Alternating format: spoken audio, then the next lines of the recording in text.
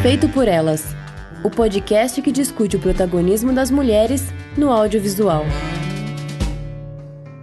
Olá, ouvintes. Eu sou Stefânia Amaral. Eu sou Camila Vieira. Você está escutando Feito por Elas. No Drops de hoje, a gente vai conversar sobre Boneca Russa, que é uma série protagonizada pela Natasha Lyonne, uma das criadoras em um time totalmente feminino, ao lado da Leslie Lee Headland, Jamie Babbitt, Amy Poehler e Alison Silverman, entre outras, né? Na trama da série, a Nadia Vulvokov é uma moça nova-iorquina que morre e retorna diversas vezes durante a noite na festa de seu aniversário. E ela procura sair desse estranho evento temporal. Basicamente um revival do Feitiço do Tempo, né? É, exatamente. Todo mundo fala, né, essa comparação com o Feitiço do Tempo, apesar de eu nunca ter visto Feitiço do Tempo. Olha. E me deram outra referência que também é A Morte Te Dá Parabéns, que também eu não vi. Sim, esse eu assisti também. Os dois eu assisti, né? Feitiço do Tempo eu quero rever, tem muitos anos que eu não vejo. Mas é a mesma premissa, assim, né? O Bill Murray fica revivendo aquele dia várias vezes, né? E esse A Morte Te Dá Parabéns tem uma pegada mais horror, mas também tem esse lado de comédia, assim, então... E os dois personagens principais são masculinos, né? Não, o Feitiço do Tempo tem o personagem do Bill Murray, mas A Morte Te Dá Parabéns é uma mulher. Tá. É uma mulher também que fica revivendo também no aniversário dela. Eu achei isso até uai, né? Podia ser citado até como uma referência direta, porque... é bem parecido assim, o rolê. Assim, o que me falaram que a referência mais direta é em relação à Morte de Dar Parabéns. O que eu achei, como eu não conheço os dois filmes, o que eu achei curioso nessa série é que ela tem 36 anos, né? Então é uma fase assim, quase para chegar aos 40 anos, de muita crise. Sim. E aí acontece isso com ela, quando ela está num momento que parece que tudo acontece do mesmo jeito com ela, né? E aí ela morre e aí ela revive isso, né? Tem essa oportunidade de sempre reviver aquele mesmo dia do aniversário dela, aquela mesma noite do aniversário dela. E nisso me pareceu interessante para a transformação da própria personagem. Por outro lado, eu acho que os primeiros episódios, assim, eu acho que é um pouco repetitivo, assim, acho que principalmente quando as mortes acontecem muito rápido, né? Quando os loops acontecem muito rápido. E eu não sei, eu acho que o tom de comédia às vezes não dá muito certo, porque é cheio de piadas, assim, meio que tiradinhas engraçadas que particularmente não gosto muito. Eu acho que talvez outros espectadores gostem disso, desse estilo de comédia, mas a mim não me interessa muito. E eu demorei um pouco, assim, para pegar o que o tom da série e até quase que abandonei, assim, no meio. Mas eu acho que do penúltimo episódio pro último começam a aparecer outras coisas interessantes e principalmente com relação a essa diferença temporal, né, em que as histórias acontecem. Eu não sei o que você sentiu. O humor funcionou comigo, assim, porque eu acho que ela tem uma pegada mais irônica também, né, é um humor irônico. Não, essa parte do humor bateu pra mim, eu concordo que é bem repetitivo o início, né, assim, eu tava conversando com um amigo meu, acho que eu até aceitei isso melhor depois, sobre isso, porque é perturbador, né, essa coisa pra ela também, de ficar voltando. Então acho que faz sentido ser incômodo pra gente, né? Voltar toda hora no mesmo lugar, na mesma música. Tipo assim, chega a ser irritante, né? Então a gente sente a perturbação do personagem naquele início. Mas eu também me conectei melhor com... eu acho que o ato final, assim, do meio pra frente direitinho. Eu achei que ficou muito bom. E aquele episódio que tem a Chloe Sevigny como a mãe dela. Como começa a melhorar a partir dele. Flashbacks da mãe dela e a Chloe Sevigny aparece. O que eu acho que a série se sustenta muito porque a atriz é muito boa, né? A Natasha Lyonne realmente ela é muito boa. Talvez assim, me torna mais cansativo a forma como os diálogos são construídos. Não sei, tem alguma coisa assim nos diálogos que não me interessa muito, né? Embora eu entenda que tem muitos espectadores que gostam desse estilo de comédia. E eu acho legal, assim, os dois últimos episódios, quando tem essa fenda no tempo, porque me lembra muito alguns episódios do Fringe. Não sei se você chegou a assistir. Fringe, que é uma série... Eu não dei conta, eu vi o primeiro e larguei. Tem muito tempo. A questão central, assim, temática do Fringe vai ser justamente essa convivência entre mundos possíveis, né? A partir das escolhas que cada um pode fazer. Então, assim, você vê alguma pessoa no seu cotidiano e você, de repente, não interfere na vida dessa pessoa, isso não quer dizer que em um universo paralelo você não tenha conhecido essa pessoa, entende? Pode ser que você tenha conhecido e a sua vida tenha mudado a partir daquilo ali. Então, no Fringe tem isso. Tem a principal linha temática do Fringe é justamente desenvolver isso com uma mitologia dentro da série. E daí eu achei interessante, assim, acho que talvez tenha até referência, assim, com relação ao Fringe. Pode ser. Uma outra coisa legal é as referências literárias da série, porque ela tem um livro de cabeceira dela que é o Anne de Green Gables, que é um livro assim, do início do século XIX, do século XX, na verdade, 1908. Um livro do início do século XX, que é um livro que eu gostaria muito, né, porque ele ficou assim, canonizado, com uma grande referência da literatura infanto-juvenil. E esse livro foi lançado pela Martins Fontes há muito tempo, e eu não sei se vai ter uma outra edição, acho que está esgotada essa edição. E tem relação com a trama, que eu fiquei curiosa, porque eu não li esse livro. Você chegou a ler? Então, eu não cheguei a ler, eu estou muito curiosa para ver se eu consigo alguma edição antiga para poder ler, e eu sei que a personagem da Nádia, ela se identifica muito com uma personagem desse livro, e que é o que vai fazer com que ela dê esse salto em relação ao trauma que ela tem com a mãe dela, sabe? Oh, legal. Então pode ser que seja uma referência até para a própria dramaturgia do filme, não só como um livro que aparece lá, mas que vai ser importante para a construção da relação com a personagem da mãe, né? E o que você achou da divisão do protagonismo? Eu fiquei também dividida em relação a isso, porque eu acho que é um bom ator, o Alan, né, o outro cara e tal. Sim, eu preferi que fosse só ela, mas eu acho que dá uma equilibrada interessante, assim, mais tramas paralelas, né? Porque eu acho que a grande sacada, pra mim, eu acho que se ficasse só na história dela, eu não sei se ficaria interessante. Sim. Porque poderia repetir essas referências todas que a gente já vem falando, né? Feitiço do Tempo, A Morte dá Parabéns. Como entra um outro personagem que tá numa mesma situação que ela, e aí no final você descobre algo que pode dar um gancho para a segunda temporada, aí para mim parece ser interessante. Mas no fundo, a protagonista é ela ainda, né? Mesmo que ele entre como personagem importante da história, ela ainda é a personagem principal, né? Com certeza. Eu acho que na representatividade, assim, os personagens são bem diversos, eu gostei disso também, assim. Os colegas, os convidados da festa, né? Eu achei isso bom também. Tem a Dasha Polanco, que também é do elenco de Orange is the New Black, né? Ela é a noiva do Alan. Sim. Que mais? Acho interessantíssimo também que a Nádia, ela cria jogos, né? Dentro do filme, assim, a profissão dela é fazer isso, assim, desenvolver videogames, e super, no jogo dela é bastante o que acontece na série, assim, né? Tipo, tem uma personagem até ruivinha, inclusive, tentando desviar de armadilhas de morte.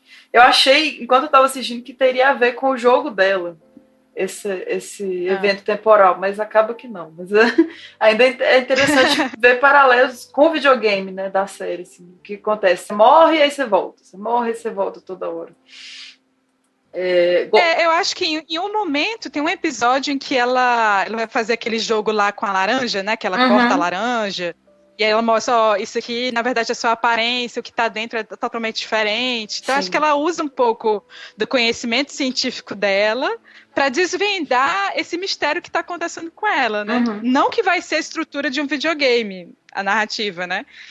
Mas é interessante quando o próprio conhecimento de trabalho dela entra nessa investigação que ela está fazendo sobre isso, sobre esse mistério. Sim, perfeito. E eu gosto muito da trilha sonora também. A trilha é muito boa. Bem legal. Aí você pode falar melhor. Algumas músicas. Eu adorei aquela música que se repete sempre quando ela volta. É aquela eu achei. É tão engraçado. Toda hora. Got a Big J. Aí você já sabe, ressuscitou. Começa a cantar. Começa a cantar junto. Sim. Eita. E quando não aparece é porque tem alguma coisa errada, né? Não morreu ainda. Ela volta e tá começando a ficar esvaziado, né, o apartamento. É verdade. Aí fica mais estranho quando não tem a referência da música, né? Mas tem umas faixas bem legais. Algumas eletrônicas mais genéricas, assim. Mas tem um cover ótimo da Anika, de I Go to Sleep, que é uma música da Peggy Lee. Várias outras músicas de mulheres também, assim, muito boas mesmo na trilha. E é isso. O primeiro ato, acho que ele é mais sinestésico. Fica nessa repetição, fica voltando. E o segundo, ele já explica melhor as coisas, né? Mais tenso, essa união dos mundos. Eu também gostei mais do segundo. A série passa no meu selo Faustina, né? Porque temos o gato Oatmeal, que é um personagem ótimo. Queria que ele aparecesse mais até. Mas pro final ele volta e é ótimo. Assim. E eu acho o personagem da Nádia bem forte, assim, bem dona de si, independente, apesar dela ser bem cínica às vezes. E ela não quer se comprometer com ninguém, né? Tem um lance assim, né? Os personagens com que ela se envolve, ela faz questão de dizer, não quero ter um relacionamento profundo com você, e é isso mesmo, é uma noite só e pronto, né? Acho interessante. A princípio eu tinha pensado que o gato tinha alguma coisa a ver com esse mistério, mas não, né? Eu acho que passa isso, assim... porque nas 2 primeiras mortes dela aparece o gato, assim, no final, né? Sim. Daí eu imaginava que tinha alguma relação com esse gato dela, mas depois aí passa e não é nem tanto isso. Acho que a relação tá mais nessa arrogância dela que a gente tá falando aqui do que tudo, assim. Porque ela tem que reviver aquele karma, né? Até ela ficar uma pessoa mais aberta, mais conectada com o mundo, assim, se preocupando mais com as pessoas, literalmente, né? Com os amigos. Eu acho que ela aprende a se relacionar melhor nessa trajetória dela, assim. Pelo que dá a entender, embora eu acho assim que, por mais que os 3 últimos episódios expliquem um pouco melhor o que é esse mistério que está acontecendo, né? Eu acho que ele ainda abre possibilidades assim de você entender melhor como é que vai ser, né, a convivência desses 2 mundos paralelos, né? Mas o que eu, pelo menos assim, eu pude perceber é que ela precisou voltar, né, a esse trauma que não tinha sido resolvido, para saber como lidar melhor com pessoas que estavam ali junto dela, né, que ela meio que largou, assim, deixou meio que largado todo mundo, né, as amizades dela também, assim, não eram... Ela, na verdade, é uma personagem muito solitária, né? Os amigos estão homenageando ela na festa e ela vive saindo da festa, tipo assim, parece que ela não dá muito valor, assim, pra quem tá próximo ali, né, aquele... crush dela que retorna também, ela tem que aprender a lidar com a própria falta de jeito com a vida, né? O trauma com a mãe, tudo isso, as questões todas do passado voltando, assim. E eu acho que é uma série que tem uma chave muito fácil, uma resposta muito fácil. Parece que vai ter 2 outras temporadas, né? Os criadores estão falando. E eu gosto disso também, do final ser meio surreal, assim, deles se juntarem ali naquela procissão meio carnavalesca, assim, eu gostei bem disso. Agora eu assim, acho legal o arco da personagem da Nádia, mas a resolução do conflito dele me parece que ficou meio superficial, né? Porque coloca em paralelo, assim, a Nádia resolvendo esse problema do trauma com a mãe dela, e ele parece que é só uma conversa que ele tem com a menina que ele ia se casar e parece que aquilo resolve. Eu não entendi muito bem isso, sabe? Ficou meio estranho mesmo em relação a ele. Pode ser que eu não sei se é porque o personagem que é mal desenvolvido e só vai desenvolver na 2ª temporada, não sei. Mas eu achei meio fraquinho, sabe? Mas assim, pra mim tá suficiente, sabe? Mesmo com essas coisas não explicadas, eu acho que gostaria de ver mais temporadas. Com esse elenco, se possível, mas se não tivesse, para mim, fechou também. Eu aceito essas lacunas da série, porque foi bem massa assistir para mim. E o que você achou do visual? Porque eu acho que ele tem um visual bem forte, né? Os cenários, assim, tem uma espécie, assim, de... Porque é todo noturno, né? Basicamente é noturno, tem poucas cenas... Isso é ótimo. De dia. E daí tem uma coisa, assim, nova-iorquina, meio, sabe? Submundo, assim, não sei.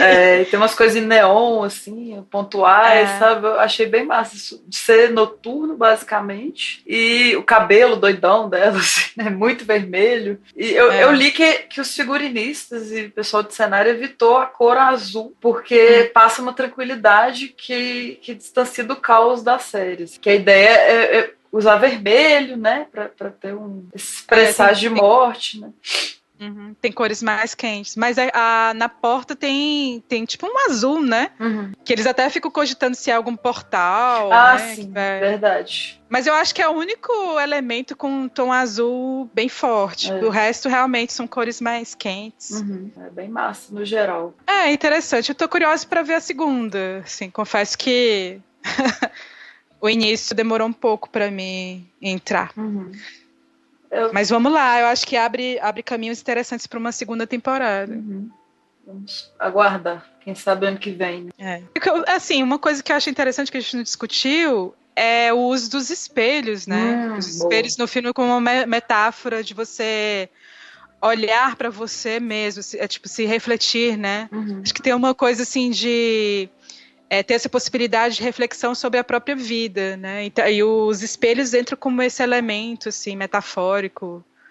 Mas também para ter uma relação próxima com essa estrutura da narrativa mesmo, né? Porque é sempre uma história dentro de uma história, e quando você coloca dois espelhos, assim, um do lado do outro, eles vão em imagem no infinito, né? E parece que é essa impressão que dá da narrativa, né? Que é sempre uma morte dentro de uma morte, dentro de uma morte, dentro de uma morte. E daí eu acho que o espelho, ele representa esse elemento de repetição, que está na narrativa, mas ao mesmo tempo ele é uma metáfora para a própria personagem refletir sobre sua vida, refletir sobre ela mesma, né?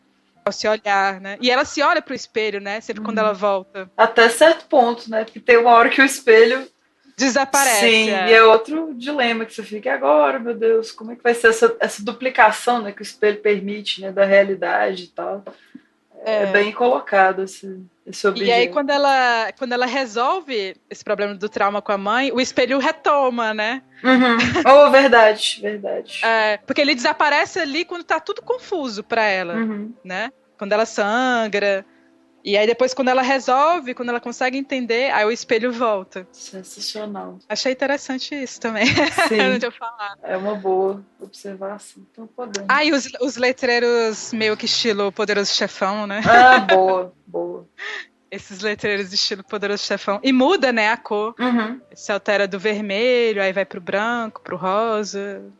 Eu lembrei do Kenny do South Park também, que é um personagem que todo episódio ele morre de alguma forma, assim.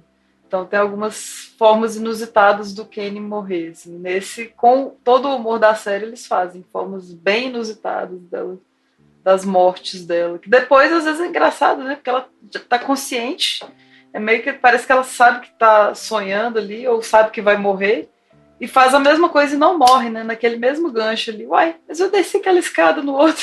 Então, não era pra ser, né? Não era a hora dela. Eu vi alguns episódios de South Park e lembro do Kenny. Você fica dele morrer. Oh my God, Kenny's dead. Tinha uma coisa assim que eles falavam. Então, a série Boneca Russa que a gente está discutindo aqui, ela está disponível na Netflix.